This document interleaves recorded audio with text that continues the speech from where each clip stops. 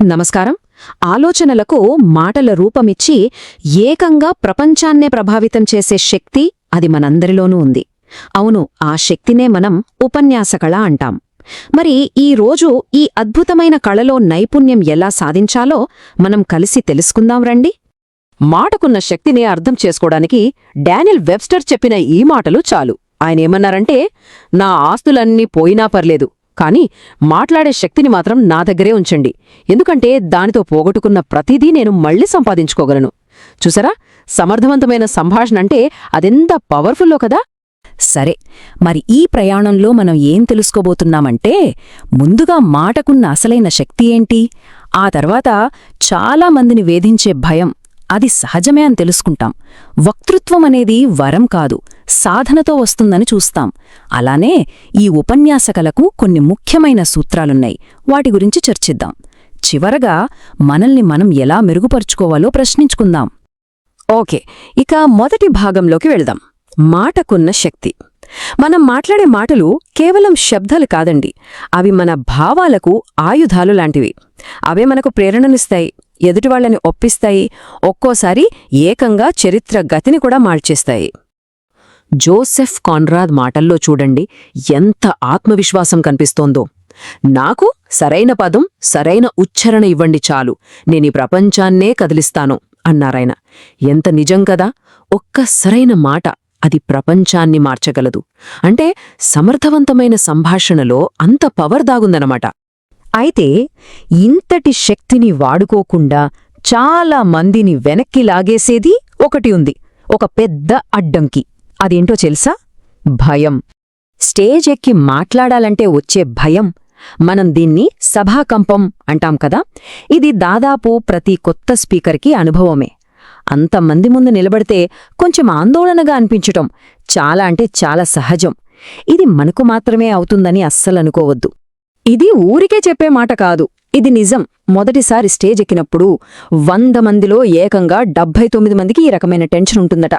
అంటే దీన్ని బట్టి అర్థం చేసుకోవాల్సిందేంటంటే, ఇది మన బలహీనత కాదు, ఇది కేవలం మన శరీరం సహజంగా స్పందించే తీరు అంతే. అసలు విషయమేంటంటే, అబ్రహాం లింకన్, విన్స్టన్ చర్చిల్ ఇలాంటి గొప్ప గొప్ప వక్తలు కూడా మొదట్లో పబ్లిక్గా మాట్లాడటానికి చాలా ఇబ్బంది పడ్డారంటే నమ్ముతారా? అవును, వాళ్ల జీవితాలు మనకు చెప్పేది ఒక్కటే, ఈ భయం అనేది మనం దాటాల్సిన ఒక చిన్న అడ్డంకి మాత్రం. సరే, మరి ఈ భయాన్ని జయించడమెలా? దానికి ఒక మార్గముంది. కాని దానికంటే ముందు మనమొక పెద్ద అపోహని మనసులోంచి తీసేయాలి. అదేంటంటే, గొప్ప వక్తలు పుట్టుకతోనే అలా పుట్టేస్తారనేది.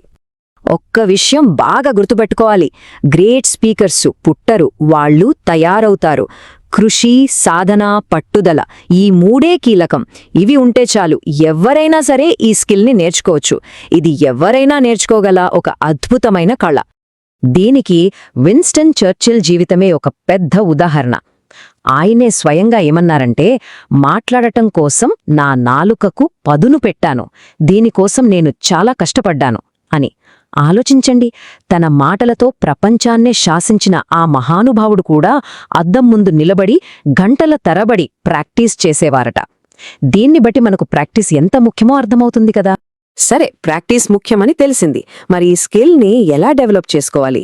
మన స్పీచ్ని ఇంప్రూవ్ చేసుకోవడానికి కొన్ని బేసిక్ ప్రిన్సిపల్స్ ఉన్నాయి. ఇప్పుడు వాటి గురించి వివరంగా చూద్దాం. ఏ స్పీచ్ తీసుకున్నా సరే దానికి ముఖ్యంగా 3 భాగాలుంటాయి. 1 ప్రారంభం అంటే బిగినింగ్, 2 విషయ ప్రతిపాదన అంటే అసలు మ్యాటర్, 3 ఉపసంహారం అంటే ముగింపు. ఈ స్ట్రక్చర్ని అర్థం చేసుకొని దానిపై పట్టు సాధించడమే మన ఫస్ట్ స్టెప్. అయితే ఇక్కడ ఒక ముఖ్యమైన విషయం గుర్తుంచుకోవాలి, వేరే వాళ్లని గుడ్డిగా కాపీ కొట్టొద్దు. అనుకరణ అనేది ఎప్పుడూ ఆర్టిఫిషియల్గా, అసహజంగా ఉంటుంది. వినేవాళ్లు దాన్ని వెంటనే పట్టేస్తారు. దానికి బదులుగా మనకంటూ ఒక సొంత స్టైల్ని డెవలప్ చేసుకోవాలి. అదే మనకు ఒక ప్రత్యేకమైన గుర్తింపుని, ఆడియన్స్ నుంచి గౌరవాన్ని తీసుకొస్తుంది. ఇప్పుడు కొన్ని ప్రాక్టికల్ టిప్స్ చూద్దాం. స్టేజ్ మీద ఉన్నప్పుడు మనం ఏం చెయ్యాలి, ఏం చెయ్యకూడదు. ఫస్ట్, నిలబడే విధానం చాలా హుందాగా ఉండాలి. మాట్లాడ్డానికి ముందు ఒక్క క్షణం చిన్న పాజ్ ఇవ్వండి. మైక్ స్టాండ్ ఉంటే దాన్ని సరిగ్గా వాడుకోవాలి. ఇక చెయ్యకూడనివేంటంటే, అనవసరంగా అటూ ఇటూ కదలడం, ఊగడం లాంటివి వద్దు. అలాగే సో టు స్పీక్, యాక్చువల్లీ ఇలాంటి ఫిల్లర్ వర్డ్స్ని పదే పదే వాడొద్దు. ఇంకో ముఖ్యమైన విషయం, వినయంగా నటిస్తూ ఫాల్స్ హ్యూమిలిటీతో స్పీచ్ స్టార్ట్ చెయ్యకండి. ఇక చివరిగా మనం కంటిన్యూస్గా ఇంప్రూవ్ అవ్వాలంటే ఉన్న ఒకే ఒక్క మార్గం సెల్ఫ్ ఎనాలిసిస్, అంటే ఆత్మపరిశీలన. మనల్ని మనం కొన్ని ప్రశ్నలు వేసుకోవడం ద్వారానే ఈ కళలో మరింత రాణించగలం. ఆ ప్రశ్నలేంటో ఇప్పుడు చూద్దాం. ప్రతి స్పీచ్ తర్వాత వేసుకోవాల్సిన మొదటి ప్రశ్న, స్టేజ్ మీద నా బిహేవియర్ ఎలా ఉంది? నా బాడీ లాంగ్వేజ్ కాన్ఫిడెంట్గా ఉందా లేదా? నెక్స్ట్, నా వాయిస్ని కరెక్ట్గా వాడానా? నా మాటల్లో హెచ్చుతగ్గులు, ఉచ్చారణ అన్నీ సరిగ్గా ఉన్నాయా? ఇంకా ఆడియన్స్తో కనెక్షన్ ఎలా ఉంది? వాళ్లతో ఒక ఫ్రెండ్లీ అట్మాస్ఫియర్ క్రియేట్ చేయగలిగానా? టైం మేనేజ్మెంట్ సంగతి ఏంటి? టైంని సరిగ్గా వాడుకున్నానా? లేదా మరీ తొందరగా ముగించానా? లేక సాగదీశానా? ఇక ఫైనల్గా ముగింపు. ఆడియన్స్ ఇంకా ఇంట్రెస్ట్గా వింటున్నప్పుడే నా స్పీచ్ ముగించానా? ఇది చాలా ముఖ్యం, ఎందుకంటే ఎండింగ్ బాగుంటేనే స్పీచ్ మొత్తం గుర్తుండిపోతుంది. సో ఈ సూత్రాలన్నీ మనకు తెలిసాయి. ఇప్పుడు మన ముందున్న ప్రశ్న ఒక్కటే, ఈ అద్భుతమైన ప్రసంగ ప్రయాణాన్ని మనమెలా మొదలుపెట్టబోతున్నాం? అవును, మొదటి అడుగు వేయడానికి ఇదే కరెక్ట్ టైం. ఈ వీడియో మీకు నచ్చినట్లయితే లైక్ చేయండి, షేర్ చేయండి, కామెంట్ చేయండి, అలాగే మన ఛానల్ని సబ్స్క్రైబ్ చేయండి. Thanks for watching.